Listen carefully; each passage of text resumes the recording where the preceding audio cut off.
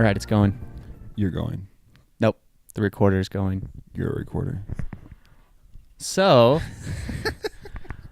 welcome everybody to the Leg Day podcast. We're back. It's been like 2 years.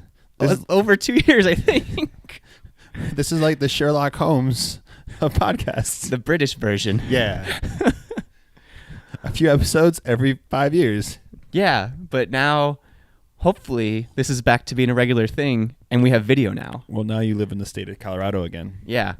So yeah, that's what we should do first. We should catch people up on what's been happening. Yes. So it really has been almost 2 years. It might be a little less than 2 years. Right, almost right at 2 years because you moved to California The end of 2015. end of 2015 and it's now 2018. Yeah. So it's been just over 2 years. Just over 2 years. Yeah, I was doing my math wrong. So, yeah. Do you want to catch people up on what you've been doing the past 2 years? Last 2 years, I've been running my gym, CrossFit Watchtower, and working on a nonprofit, the Reveille Project.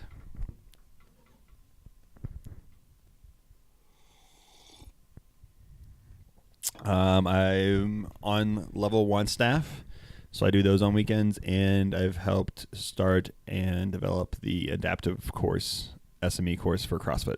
So that's what I've been doing for the past 2 years. What about you? What have you done for 2 years? I've moved around way too much.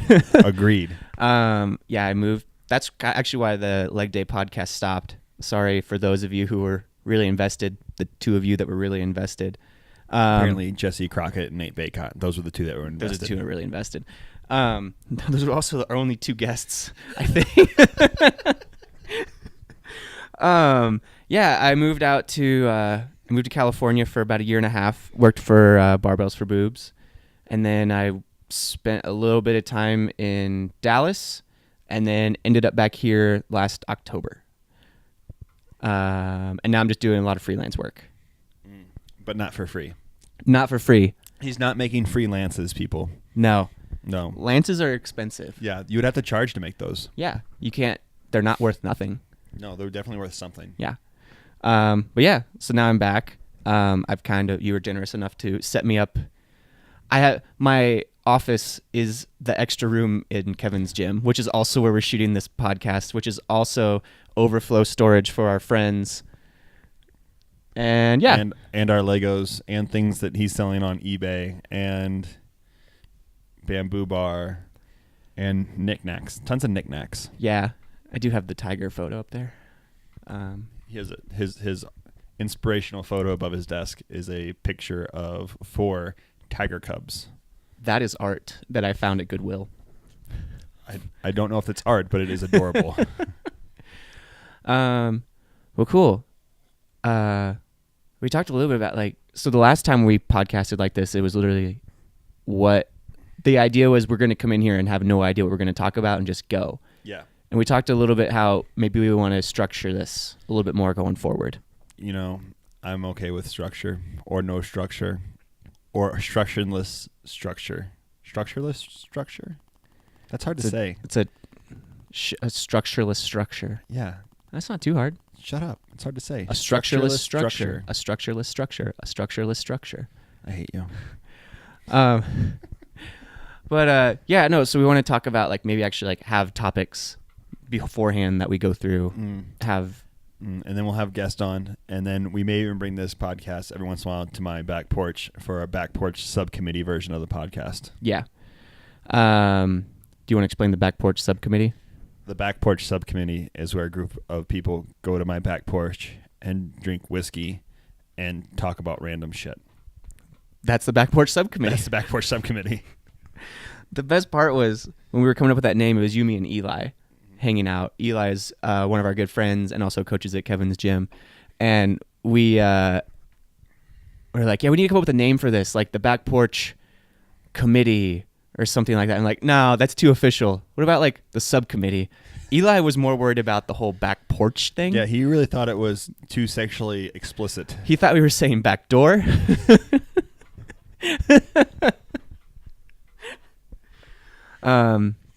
But yeah, no, so we're going to put this stuff back up on iTunes like we were before, probably back up on Stitcher as well. We're recording video now, so up on YouTube. as well. Yeah. Hey. Put up on YouTube as well. And then, do you want to try Twitch? Do you okay? So for those of you that don't know, I explained to Kevin what Twitch was yesterday. It is the dumbest thing in the world. It makes me so angry that it's an actual fucking thing. So Twitch is basically this online streaming service where lots of people stream themselves playing video games. But they've been putting more talk show type stuff on there lately. And Kevin doesn't know how to feel about it. No, I know exactly how to feel about it. I feel poorly about it. I feel like it's the evolution of the human race. You have a group of people who are getting paid to be lazy sacks of shit and play video games. It's the dream. People are literally watching other people play video games. And to me, that was the worst part of video games growing up. I didn't want to watch someone else play video games. We literally got into fist fights over whose turn it was so we could play the fucking video games. And now people are getting paid so people can do the worst part of the video game and watch someone else play it.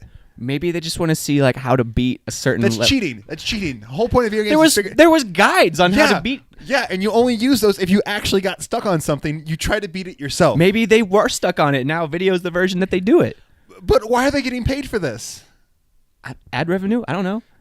I don't 100% know how it works. You're literally contributing nothing to society. You're not making society better whatsoever. You are making kids and people watch you play video games, and you're getting paid for it. And you're saying that this podcast is making society better? Yes, because I'm bringing light to the fact that people are getting paid. So we're investigative journalists now. You are watching someone else. Like we can talk about things that are important and get out ideas and thoughts. All you're gonna learn is how to beat the new. I don't even know what the games are anymore. Like Halo, Switch, Modern Warfare. Fortnite. Don't act like you don't know. You're like a parent who's like, yeah, it's like InstaFace. And it's like, you know it's Instagram and you know it's Facebook. Don't be that person who combines it. Yeah, can you help me set up a Snap Face? I know what they're called, and people are like, you guys play PUBG around here all the time. In fact, at one point in time, the internet at the gym wasn't working because so many people were playing PUBG. Was it like Phil and Connor? It was like Phil and Connor, and they swore to God they weren't on my Wi-Fi. I don't believe them. Because my Wi-Fi was working, and then all of them started playing PUBG, and then all of a sudden my Wi-Fi wasn't working. That's funny. I turn off my Wi-Fi sometimes on my phone when I'm here. Because I'm using my computer here, and it gets really slow. Someone told me you have to go in there every once in a while and like clear the guest off, and it'll speed it back up. But I don't know how to do that. So if you're listening to this podcast and you know how to speed up my Wi-Fi, his email is kevin@crossfitwatchtower.com. Yep. There you go. Shoot me an email. Tell me how to do it. Yeah. So going back to like what we've been doing. Fucking Twitch. I'm gonna set us up on an account on there. Just to make you mad. But we could do our podcast live. That's something we could do. See, I'm okay with Twitch if it's used to broadcast podcast or talk show things that have ideas and conversations that are benefiting people. Not watching other people play video games. What if we do us playing board games? What if we do us playing Twister? That's original content and fun to watch. It would be 4 people for 2 people to play because there'd be one person playing regularly and then you and then one person controlling each of your legs.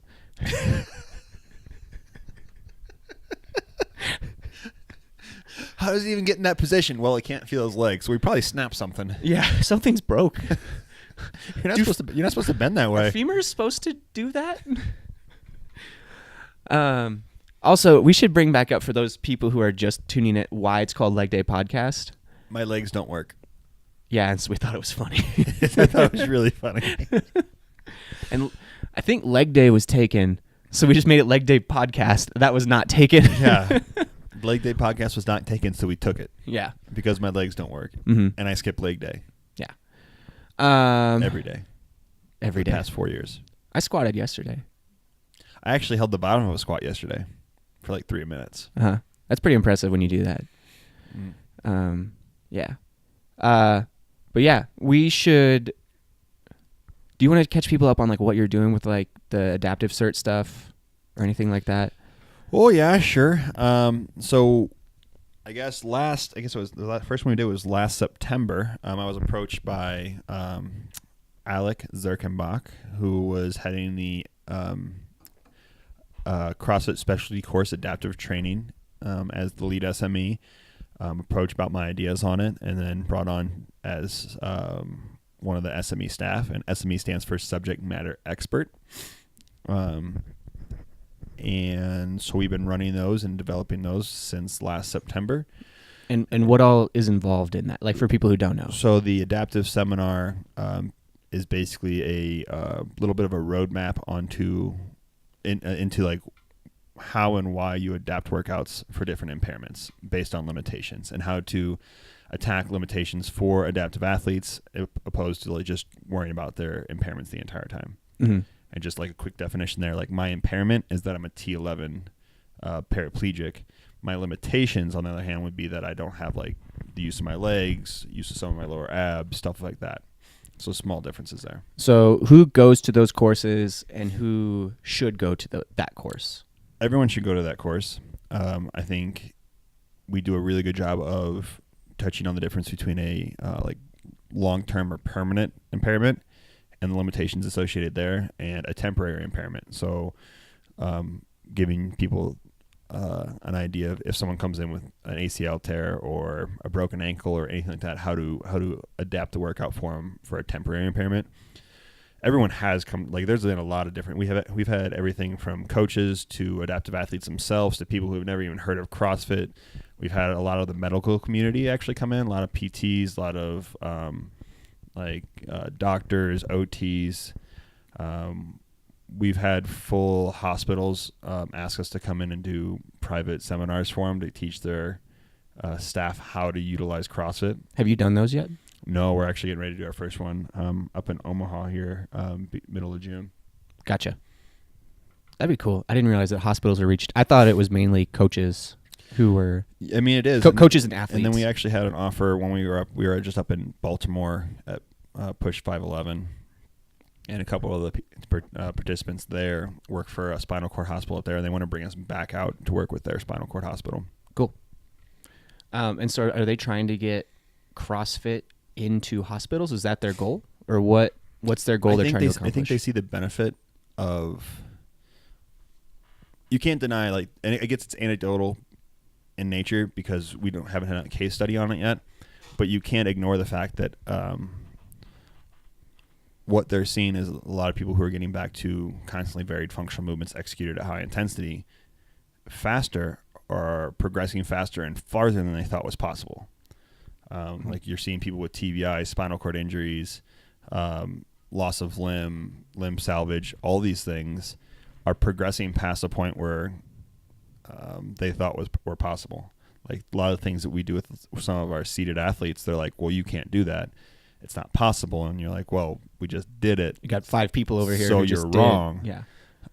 And we're also decreasing injury rates. Like, I mean, I can tell you from experience at my gym, like most of my seated athletes come in with some kind of shoulder problem because they've been in a wheelchair for 5, 10, 15 years. And we're eliminating shoulder problems through CrossFit, which, you know, the mainstream like fitness community or the mainstream medical community is going to tell you is dangerous, but we're decreasing injury rates within our seated athletes. Mm-hmm. So they really can't argue with the methods that we're using. So I think they're seeing that, and they're finally getting more and more people to jump on board with it. Mm-hmm. And it's not just, you touched on a little bit, but I think one of the big things that people see, because like you're on staff, you're in a wheelchair, Stoudy's on staff, he's in a wheelchair. It's not just for people in wheelchairs. No. So we have Logan Aldridge on staff, who is a above elbow amputee on his left side. Alex Zerkenbach, who has actually has an SCI, and wait, say it again. He has SEI? SCI, spinal cord injury. Okay.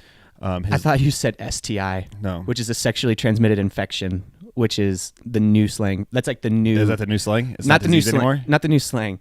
It's an STD is now referred to as an STI. It's an different infection, designation. not Got a it. disease. And No, I thought you just outed Alec for having an STI. I mean, I don't know. He could. He was in the Navy, so I don't know what's going on with him.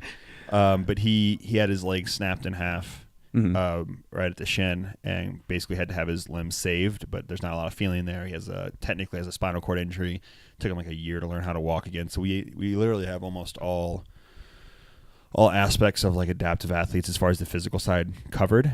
We really don't get into the neuromuscular or developmental side of adaptive athletes because it's only a one-day course, and there's only so much we can cover. If we ever get a 2-day course, we'll probably start covering a little bit more with like neuromuscular degenerative disorders and developmental disorders. Like TBI stuff as well. Yeah, like TBI.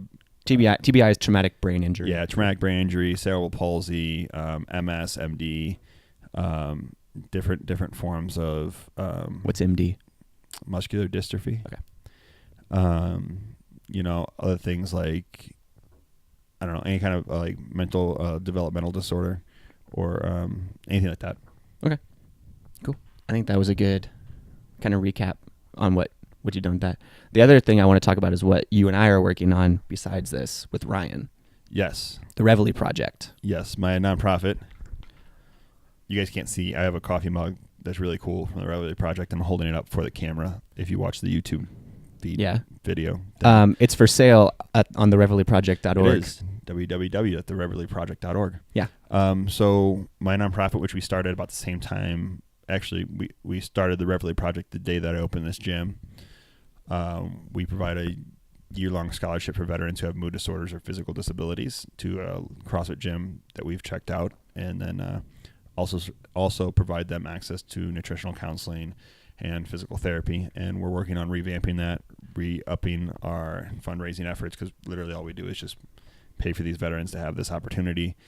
And we're just revamping the whole thing. I think it's going to be really cool the way we're redoing things. And Nathan's helping because Ryan and I are what I would consider slightly scatterbrained, severely scatterbrained. I think I described to somebody the other day as like Kevin and Ryan have a really great idea, but they don't necessarily know how to execute it. I live in a state of constant controlled chaos. Yeah. Well, and then like you guys have a great idea, but like I remember one of the first conversations we had was like, we want to set aside 5% of the budget for this. And I was like, you need to set aside 30% of your budget for that. Why? Because you have to plan for this, this, and this. Oh, okay. And it was more just like, while I was working at another nonprofit, not necessarily on the operations side, like our office had 2 rooms. So you just absorb things. Like you're just around it and absorb things. So yeah, I mean, me and Ryan we've had a lot of awesome people help us over the past couple of years of running this nonprofit. But me and Ryan have never really paid ourselves for anything, which makes it kind of hard to make it a full-time job. So we're starting to get around to doing that. But now we're getting ready to launch some really big fundraising efforts to try to get more veterans into our program and actually try to, as fast as we can, branch out outside of Colorado. Because right now we're only in really the Denver and Colorado Springs area. Yeah. And there's such a bigger need outside of that we need to raise more money so we can afford to be in other states. You guys can't see it, but I have a whiteboard over here full of things to do, and one of them is a list of things to do for the Reveille Project. One of them says sell wedding dress. Yeah, Kate wrote that on there. So I guess he's selling a wedding dress if anyone wants a wedding dress. Yeah. Slightly used. It's still white, Can it still be a white wedding dress if it's been used? I don't know. Do you have to like dye it I've a different color? never been married. I have no idea. I would be really confused if you had been married and actually knew the answer to that. Yeah. And I knew the answer to the dress questions. Yeah. But no, it's going to be really cool. If you guys want to follow, we're going to start kind of kicking it up a little bit more on the Reveille Project stuff. The Reveille Project, REVEILLE. We'll put something in the description on this about if you want to follow them follow it on Instagram or Facebook and all that. Ryan really wants to up that game, which we're kind of letting him run that. He's really the face of the whole thing. He's our guinea pig. He's the test subject for the whole project. So that's going. We're going to hopefully have a couple of really cool prizes to give out for donations coming up. That's the plan. Things like weight vest, plate carriers, Potentially a rower. Yeah, a really sweet ass gun. Handgun. Yeah. Yeah. Desert Eagle. Mm-hmm. .50. Do you want to talk about that a little bit? Because it's actually a pretty cool partnership. So we're partnering with TIG, who is getting us this custom. Do you want to explain who TIG is? No. For those who don't know. If you don't know, then you need to go research it yourself. John Tigeman, or TIG. If you don't know who that is, then I don't like you. Not everybody knows who it is. Like, TIG was in the military. He did some stuff and some things. You need to go look it up and read his story and what he's actually trying to do, or has been trying to do over the past couple of years. If you're familiar with the Benghazi attacks, he was involved in that. So, but yeah, he is giving us a Desert Eagle.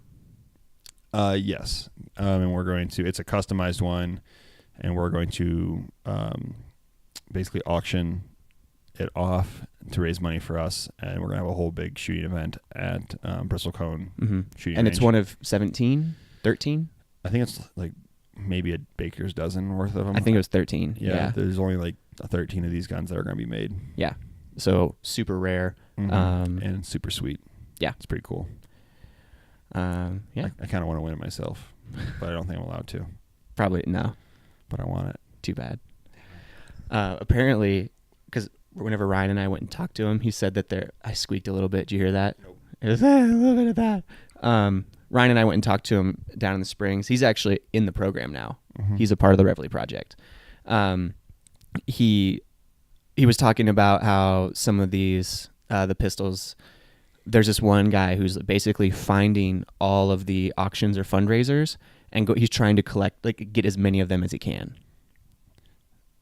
Really? Yeah. It's like the Dragon Balls, but with really sweet Desert Eagle guns. I've never seen Dragon Ball. It's like Pokemon. He's trying to collect all the Pokemon. Oh, if you...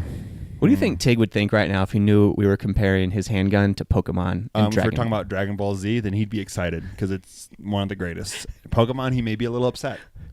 There's literally hundreds. Says the guy who has Pokemon up on his phone every single day. The only person besides our other friend Taylor who still plays Pokemon Go. That's not true. I know plenty of people who still play. I don't know any of them. You and Taylor are the only two people I know. I know tons of them, and it's fun. Name it's them. Great. Kelly Cave over at Pregnum CrossFit plays. There's a whole group of people over at Pregnum CrossFit that play. I know this because I was playing. So you don't know their names is what you're saying. You know Kelly and you. Shut up.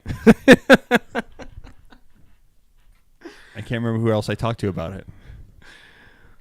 But Dragon Ball Z is way cooler than I've Pokemon. never seen it. I didn't have cable. I didn't have Dragon Cartoon Ball Network. Z, so some of the iterations of it are just way cooler than Pokemon could ever be. And if we're talking about like metaphors and likeness between the two, there's only so many Dragon Balls you can collect. There are literally hundreds of thousands of Pokemon you can collect. So the rarity of the gun is more similar to the Dragon Ball. Okay, fine. I'll give you that. Hashtag nerd win. I guess. I don't know how to argue things I don't know. That's why you should just know everything. Yeah. Yeah. Anything else you want to talk about? I feel like this is a good recap of what we've done. I feel like it's a good recap. I think people would like to know that the next person we're going to bring on here is going to be our friend Jesse Crockett. Unless Kate sneaks in here beforehand. Which Jesse will get really upset about. Which would be really funny. But who is Jesse Crockett, you ask? No one really cares. Yeah. He's just funny. Of all the people who've been asking about when we're going to bring the podcast back, the list goes, Jesse? That's it. Yeah, that's pretty much the whole list.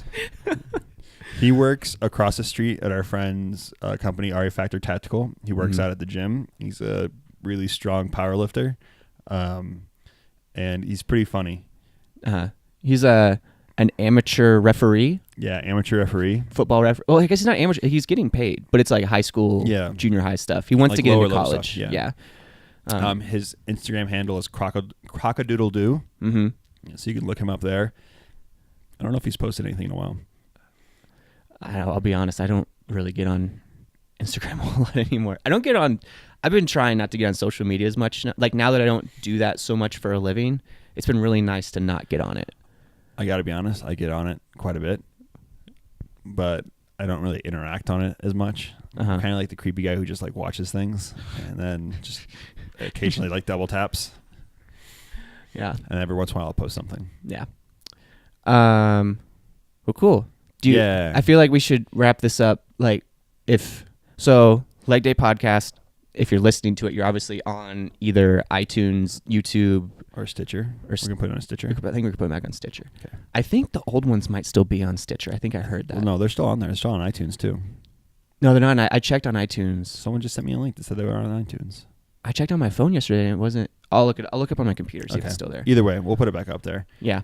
Are we going to use the same artwork from our friend Mark? I hope so. I was actually going to text him to see if it was cool if we still use it. Yeah, it's pretty cool. Mark draws really sweet cartoons and draw a cartoon of me and Nathan, and it's pretty awesome. Yeah. So we'll have it up on there. If you want to follow, I don't even know if we still have the Instagram. I'll have to check to see if I'll have to We have to. I don't think they delete it, do they? I think they do. Do they? If it's inactive for a certain amount of time. Well, we'll get it back up, and then if you want to follow, if you want to follow us personally, mm-hmm. we'll get the Leg Day social media set up. If you want to follow us personally, mine on Instagram is probably the only place where I'm at. Is Nate Behavior. We'll just write it. Yeah. We'll put it here. Yeah, and then mine is at Kevin Ogar, or at CrossFit Watchtower, or at the Reveille Project, mm-hmm. or at Adaptive CrossFit. You're on all those? Yep. Okay. Yeah, I think that's pretty much it. If you guys have any questions or if there's any topics you want us to talk about, please feel free to reach out and let us know. Yeah, if there's anything you want me and Nathan to randomly rant about or freak out about or me to get angry about, go for it. Uh-huh. Cool. # show about nothing. Show about nothing. It's a podcast about nothing. It's like the Seinfeld of podcasts. Yep. So, all right, guys. Thanks for watching or listening, and I'll see you next time. Bye.